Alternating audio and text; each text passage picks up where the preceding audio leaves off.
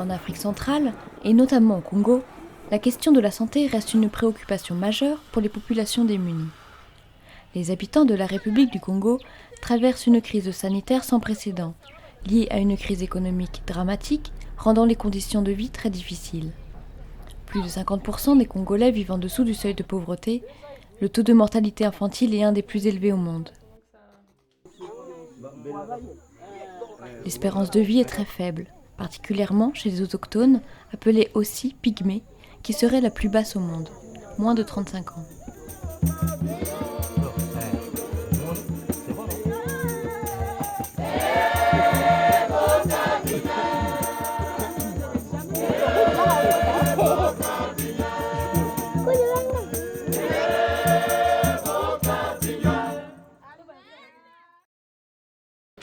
D'accord ?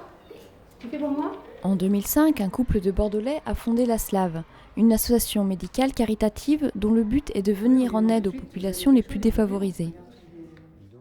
Elle soutient des structures de santé, qu'elles soient hospitalières ou dispensaires, réparties sur tout le territoire congolais, notamment dans les endroits les plus isolés, comme la Likwala. La SLAV, c'est l'association de l'amour vivant. Ils sont en France, à Bordeaux. Le président, c'est le docteur Salofon, avec maman Bénédicte. C'était d'aider les structures sanitaires tenues par des congrégations religieuses qui sont implantées depuis longtemps, qui ont un savoir-faire, mais qui avaient des difficultés à la fois sur le plan humain, parce qu'il y avait un manque de compétences très important, malgré une bonne volonté à toute épreuve, et puis aussi des manques de moyens matériels. Donc on a pensé que la première cause de cette pauvreté sanitaire, c'était le manque de formation, et donc on s'est spécialisé en premier lieu sur la formation du personnel médical. En 5 ou 6 ans, on a fait 37 ou 38 formations. On a formé plus de 700 personnes.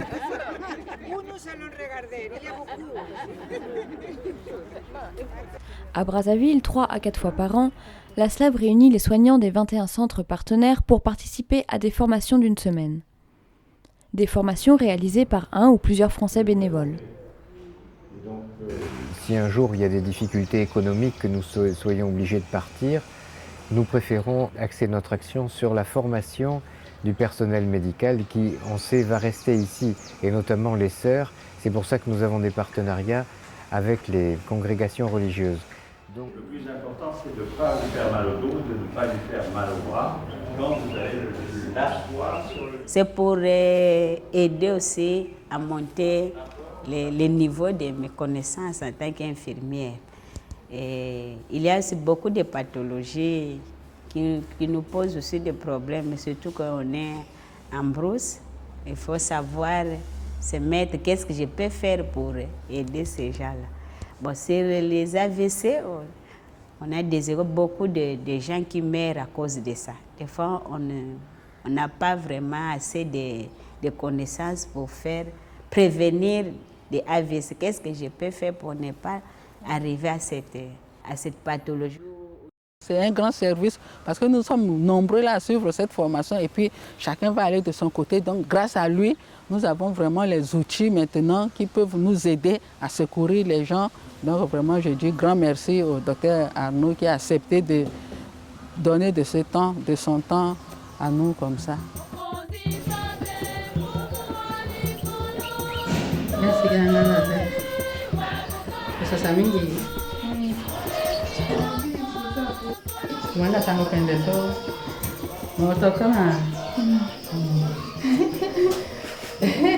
Ça, c'est un enfant autochtone, il est très mignon.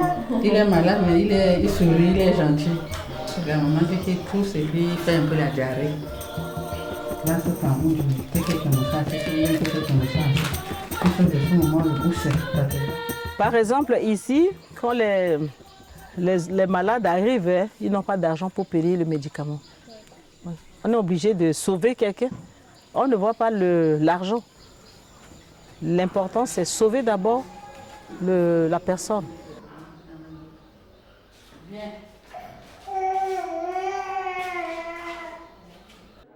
En raison d'une crise économique importante qui frappe le pays depuis 2 ans, la population congolaise rencontre des difficultés à s'approvisionner en médicaments. C'est pourquoi, à la fin de chaque formation, les dons des partenaires financiers permettent d'offrir des médicaments et du matériel de santé aux centres partenaires. Et donc c'est un moment assez agréable parce que là aussi c'est convivial et donc on leur donne des quantités de médicaments qui leur permettent justement de soigner les malades qui sont, qui n'ont pas de moyens et qui sont démunis. Les besoins sanitaires de ce pays ne s'arrêtent pas au manque de compétences. Les infrastructures sanitaires restent vétustes ou inexistantes, notamment dans les régions reculées du nord du pays où vivent une grande population autochtone. Ainsi, la SLAV est amenée à construire ou rénover nombre de dispensaires. Certains construits en planches et peu salubres sont rebâtis en dur, ce qui permet au personnel soignant de travailler dans de bien meilleures conditions. Ce qui a changé pour nous, c'est le visage. Le village est devenu très beau, ça a développé par rapport à l'installation. C'est d'abord un bijou. Avec l'aide de l'association ASLAV, nous avons eu ce beau bâtiment, un beau cadeau pour la population de Enyele. C'est propre et mieux, parce qu'avant là c'était en bois. Avec la poussière, il y avait seulement 2 salles qui avaient le ciment, mais les autres étaient comme ça, à terre battue. Alors chaque fois que nous construisons un centre, nous essayons de faire participer la population locale à la construction pour que cette population s'approprie ce centre, ça devient leur centre. La SLAV nous a donné de l'argent pour construire cette petite maternité. Ils nous ont fourni tous les matériaux, les lits d'accouchement, des lits pour les malades, et tous les équipements complets on nous a donné.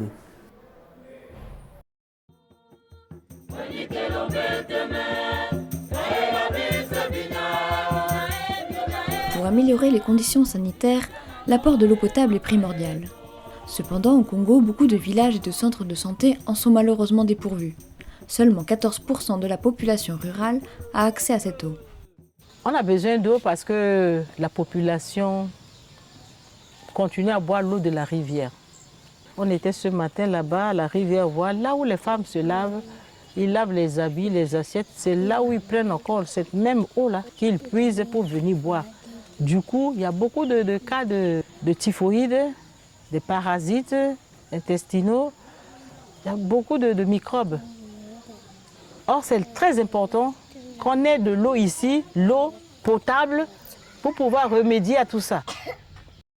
La SLAV s'est entourée de partenaires motivés comme Africa Solaire et Électriciens sans frontières afin d'apporter l'eau et l'électricité. Ainsi, beaucoup de centres ont pu en bénéficier et considérablement changer leur qualité de soins. Parce qu'il ne peut pas y avoir une bonne aide médicale sans hygiène, il ne peut pas y avoir d'hygiène sans eau, il ne peut pas y avoir d'eau sans panneaux solaires, et si on installe les panneaux solaires, tant qu'à faire, on va leur mettre l'électricité qui va leur faciliter beaucoup le travail. C'est toujours quand même un lien avec la santé. Aujourd'hui, on a fait des forages un peu partout avec ASLAV pour capter de l'eau, traiter de l'eau et mettre cette eau aux besoins de la population. Mais c'est vrai que directement, c'était destiné au centre de santé. Pour nous, c'est vraiment des projets gratifiants. Quand nous installons l'eau, nous mettons aussi des bornes fontaines d'eau potable pour la population. Et donc on diminue considérablement le nombre de maladies ibériques et de décès de nourrissons. L'électricité, c'est très important parce que 2 fois, les malades nous arrivent la nuit. Pour faire des injections ou bien poser les sérums, on a besoin de lumière. Bientôt, on va avoir la maternité, faire l'accouchement dans l'obscurité, ce n'est pas possible. Et ceux-là sont en consultation. Ceux-là remettent le monde, ceux-là montent. Les deux sont les deux qui sont accouchés. Quand elle est arrivée, parce qu'elle est arrivée... Il y a déjà un lien avec ASLAV qui est très fort et ça permet d'avoir un même objectif, c'est apporter une solution à la population. Tout ce qu'on peut apporter de positif en plus est le bienvenu, puisque c'est la population qui en bénéficie.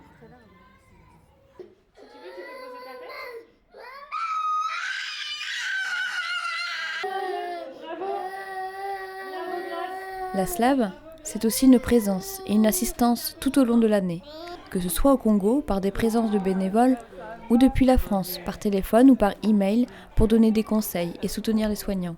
Oui, on a une bonne collaboration. Et quand ils viennent aussi chez nous ici pour nous visiter, voir ce que nous travaillons, on a de bonnes relations. On voit que ce sont des gens qui sont vraiment pour les services des autres. Ils viennent pour voir ce qui se passe dans nos centres. Et là, ça nous donne des forces pour travailler mieux. Je pense qu'ils font un métier hyper difficile, souvent dans des conditions extrêmement difficiles et dans des zones très très reculées. Et la SLAV vient les soutenir, les encourager, leur dire que ce qu'ils font c'est bien ou alors rectifier quand ça ne va pas. Mais on est vraiment avec eux. Il y a un lien très fort entre les personnes qui travaillent en France ou ici et nos centres de santé partenaires. Donc il y a beaucoup d'humains en fait derrière tout ça et c'est capital et c'est pour ça que ça fonctionne en fait. Je peux dire que c'est une collaboration étroite. Si je trouve un cas difficile, j'ai le téléphone, j'appelle même s'ils sont en France, ils vont chercher quelqu'un qui est spécialiste en gynécologie. Il te dit, j'ai trouvé tel cas. Il te dit, fais ceci, fais cela. Ça nous aide beaucoup. La télémédecine, quand ils ont des gros problèmes à la fois sur le plan de diagnostic, prise en charge, traitement, etc., ils peuvent nous téléphoner ou nous joindre par mail à toute heure du jour ou de la nuit et une équipe médicale leur répond en temps réel. Donc pour eux, c'est très rassurant. Soutenir les malades dépourvus de moyens, c'est aussi être réactif en cas de situation d'urgence dramatique. Grâce au parrainage, la SLAV débloque des fonds rapidement pour que le malade puisse être soigné immédiatement.